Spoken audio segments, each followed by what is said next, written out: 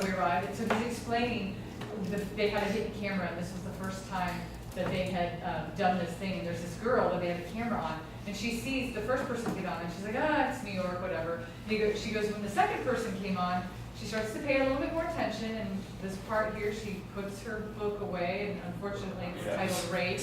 I know he calls that out, he's like, she puts her book away and starts to pay a little bit more attention. And then he talks through and he goes, but I love this spot here because she, right about now, he says, right about now, she looks over at these two Danish travelers and she makes eye contact with them. And they share a moment and she starts laughing, they're all laughing together.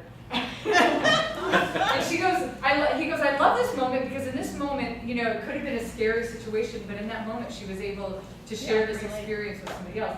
And that's pretty much, I cut the clip off right there. He just said that could have been a scary moment for her.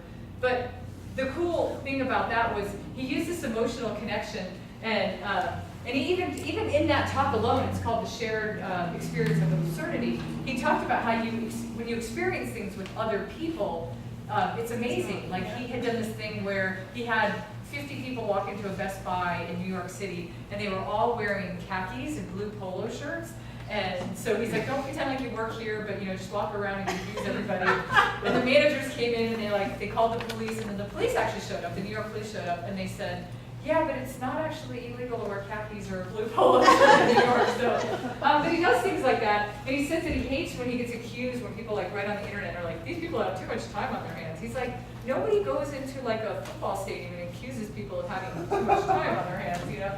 So anyway, that whole entire talk was about how to emotionally connect with people and how to create experiences. So it's definitely a talk. If you haven't seen it, write it down. You should watch it. But again, remember that emotions make us feel things. So being able to tie a story.